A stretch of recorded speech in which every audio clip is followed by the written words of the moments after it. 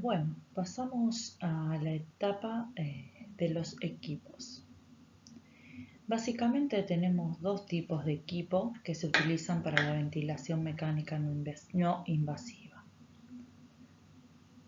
Uno son los respiradores convencionales, que son los que se conocen en las terapias intensivas. ¿Sí? Ahí vemos la imagen. Y los equipos portátiles, generadores de flujo continuo con CPAP o dos niveles de presión. Ahí tenemos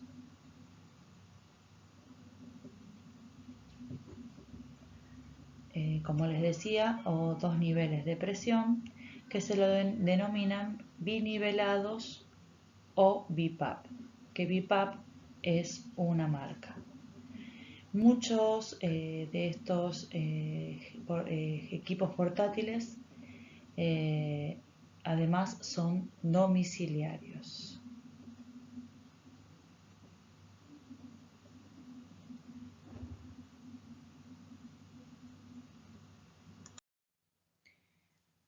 Hablando de los modos ventilatorios, tenemos primeramente la CPAP, que no es un modo ventilatorio per se, sino que simplemente es la entrega de presión continua en la vía aérea. El aparato no provee ninguna ayuda, al aparato no se le setea frecuencia respiratoria ni nada, lo único que se setea es el nivel de presión por encima del cual el paciente va a inspirar. Lo que genera el CPAP es igualar las presiones a nivel de la vía aérea, contrarrestando el atrapamiento aéreo y mejorando la mecánica respiratoria, o sea, mejorando la eficacia de los músculos respiratorios cuando hay atrapamiento aéreo o aumentando la capacidad residual en los pacientes con edema pulmonar. Luego viene el modo bilevel o mal llamado BiPAP. Estos dos modos son propios del aparato de ventilación no invasiva portátiles. El bilevel es una presión de soporte más PIP. La diferencia con respecto a la presión de soporte de los aparatos convencionales es que el nivel de ayuda, el nivel de soporte que va a generar el aparato, no es por encima de la BiPAP, sino que contiene a la PIP. Quiere decir que si un paciente está con 10 de IPAP, que en ventilación no invasiva la presión soporte sería la presión inspiratoria, eso sería el IPAP. Si el paciente está con 10 de IPAP y con 5 de PIP, la ayuda que va a otorgar el aparato sería 5 centímetros de agua y no 10 como si fuera que tuviese compresión soporte de 10 y PIP de 5.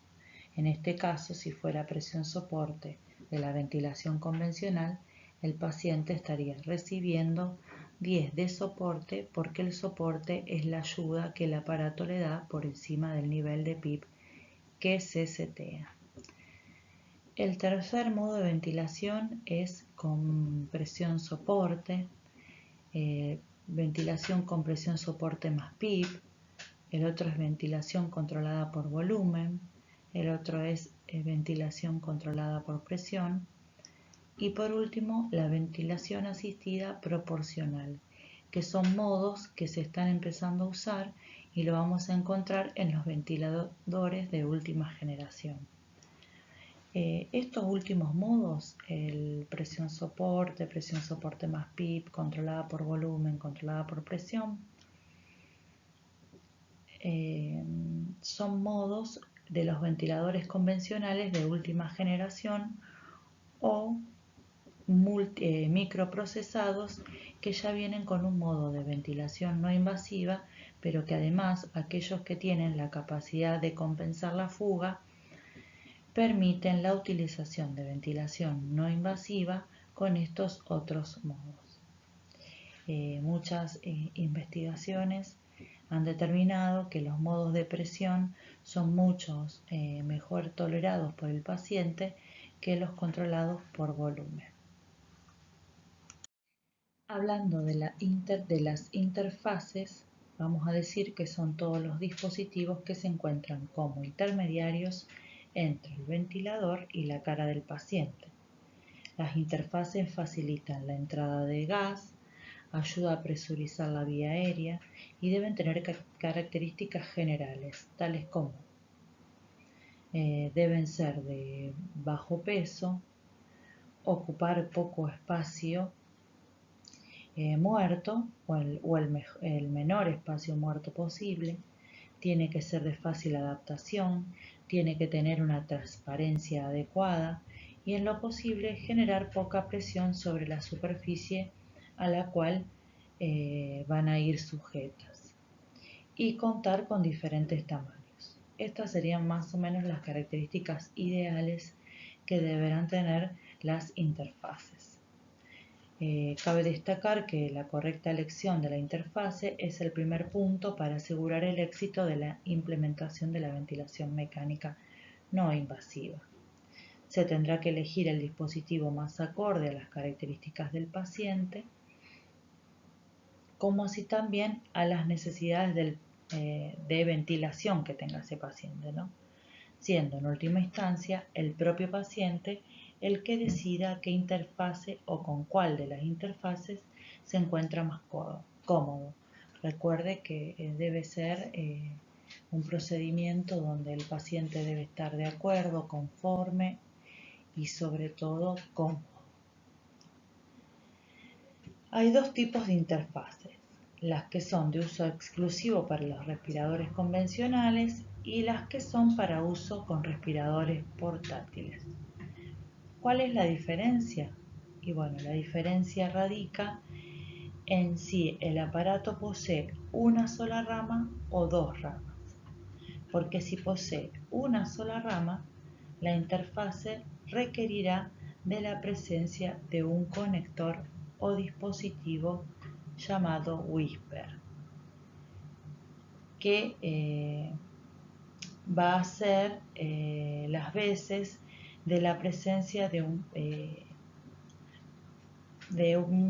va a ser, digamos, las veces de un exhalador de dióxido de carbono.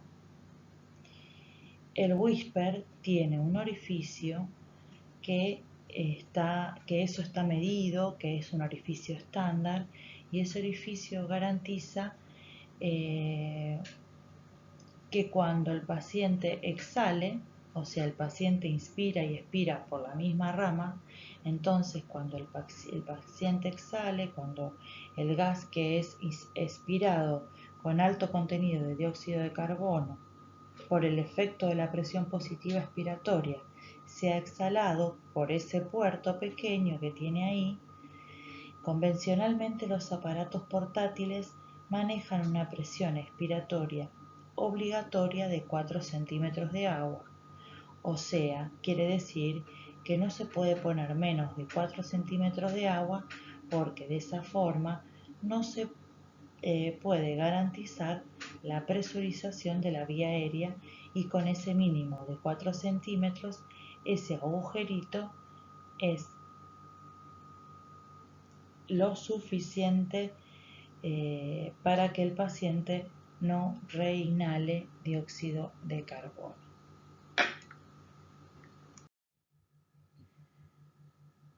Bueno, la diferencia de las máscaras para respiradores portátiles de los convencionales es que la mayoría de las máscaras tienen dos conectores que están diferenciados por color. La mayoría de las empresas manejan los mismos colores, generalmente el color celeste o azul claro es el conector que tiene que ver con el respirador convencional. La diferencia, hay una diferencia en la conexión entre la máscara y el puerto.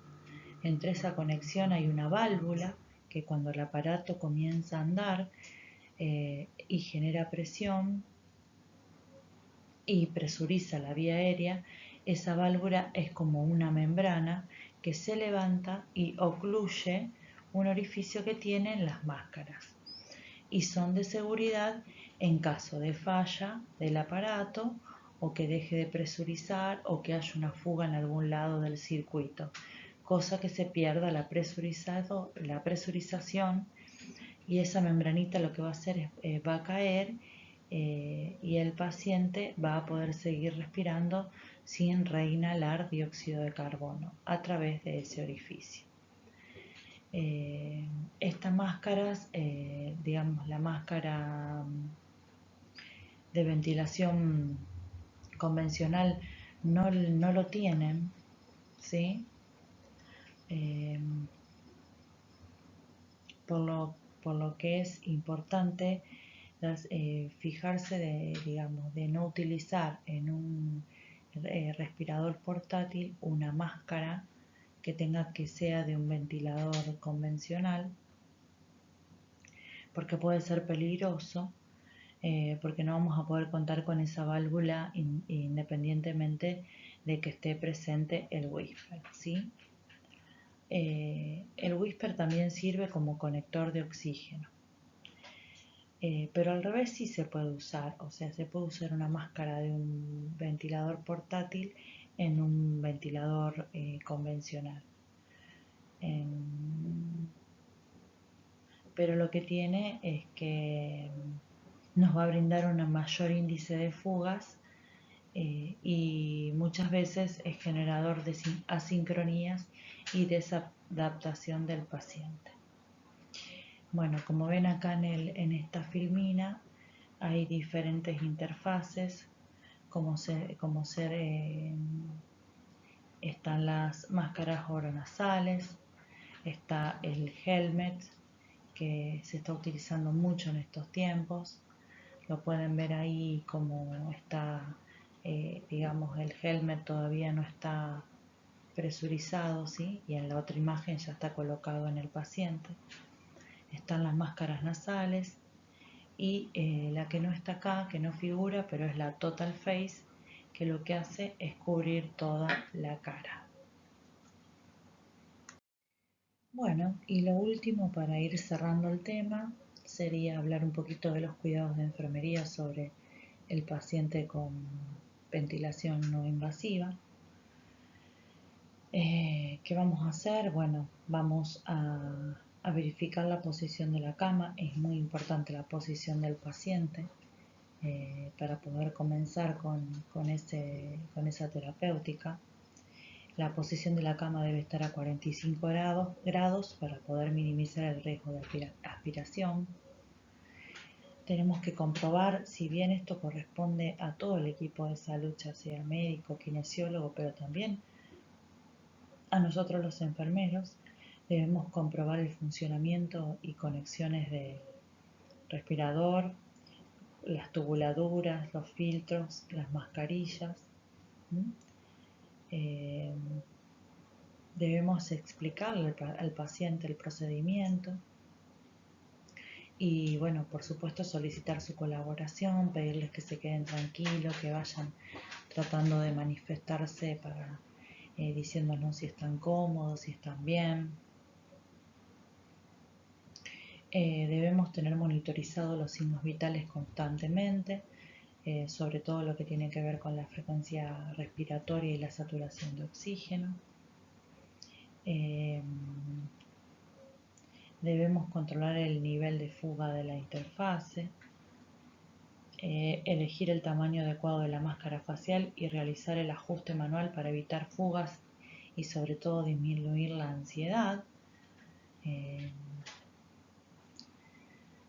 Todo lo que sea, bueno, hay que hacer un control de la evolución clínica y gasométrica. Generalmente se saca un control gasométrico previo a la colocación de la ventilación mecánica no invasiva y se vuelve a controlar a la media hora de iniciado el tratamiento y se comparan los resultados, ¿sí? Para ir identificando signos de tolerancia al tratamiento. Hay que realizar la higiene bucal e ingesta del paciente en los periodos de reposo y siempre que el estado del paciente lo permita. Hay que aspirar secreciones según necesidad. Hay que evaluar la posible distensión abdominal por el aire que ingresó, y si es preciso se colocará una sonda nasogástrica para prevenir los vómitos. Bueno, hay que tratar de mantener una comunicación verbal y no verbal con el paciente para poder disminuirle la ansiedad. Evitar tanto la flexión de la cabeza sobre el tórax como la hiperextensión. Tiene que haber un cuidado de la piel, sobre todo hay que humedecer las mucosas y proteger la prominencia nasal para evitar las lesiones. Generalmente ponemos un parchecito, ¿sí?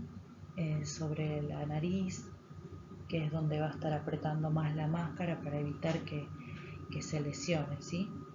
Y lo que es muy importante, evaluar el estado de conciencia del paciente para ver si hay algún cambio que nos pueda dar indicios de que algo está fallando, ¿sí? Y evaluar o vigilar si el paciente presenta algún tipo de dolor. Bueno, en general estos son los cuidados de enfermería que tienen que ver con este tipo de pacientes.